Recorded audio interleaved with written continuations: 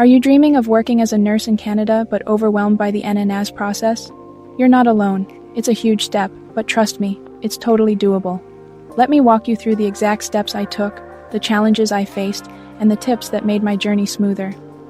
Did you know that one of the most common reasons people face delays in their NNAS process is actually something very simple: incorrect document submissions?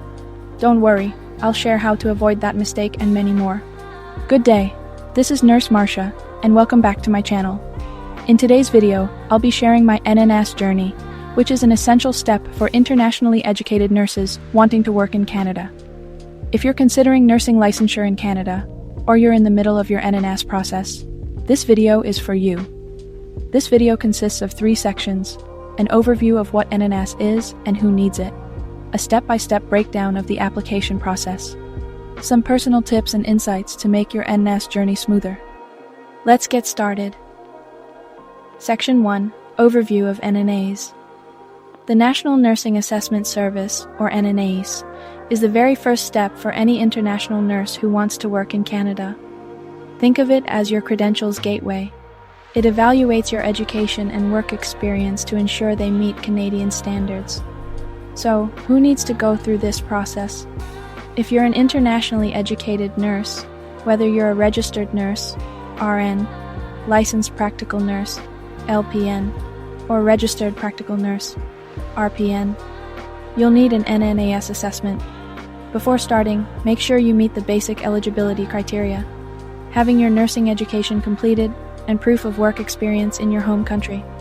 Trust me, having all the required documents ready before starting saves you a ton of time later on.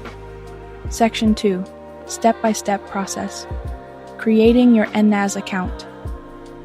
The very first step is creating your account on the NNAS website. It's a straightforward process where you provide your basic personal and contact information. One key tip here: double-check everything. Even a small mistake in your name or email address can cause delays later. Once your account is active, you'll need to pay the initial application fee. Remember, this fee only covers the evaluation. Additional costs may come up for things like resubmitting documents. Stay prepared for that. Submitting your documents. Next comes the most critical step: submitting your documents. NNAS requires 3 main types of documents. Proof of identity. This includes a valid passport or birth certificate. Education credentials. Transcripts sent directly from your nursing school to NNAS. Work experience. Verifications from your employer, often in the form of letters or forms NNAS provides. Here's a challenge I faced.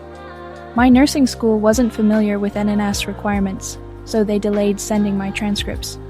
My tip: proactively guide your school and employers.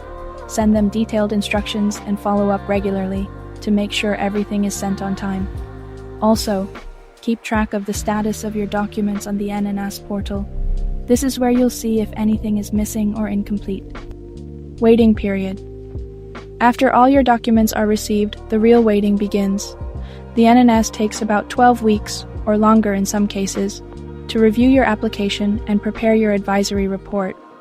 While waiting, stay proactive. Regularly check your account for updates.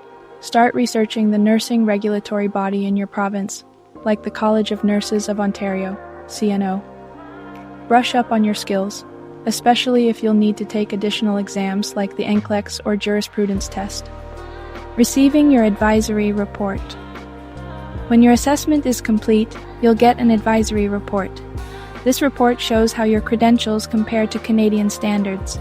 Depending on the results, you may qualify to register with your province's nursing body right away, or need to complete additional education or exams. My advice? Don't get discouraged if you need extra steps. Many international nurses do. It's just part of the process, and there's always support available to help you through it. Section 3. Personal tips and insights. Here are some tips that made my NNAS journey a lot smoother. Stay organized. Create a checklist for all the documents and tasks. You'll thank yourself later. Be patient but proactive. While waiting, use the time to prepare for exams or research provincial nursing requirements. Don't be afraid to ask for help. Online forums, Facebook groups, and even NNAS customer support can be lifesavers. Budget for additional fees.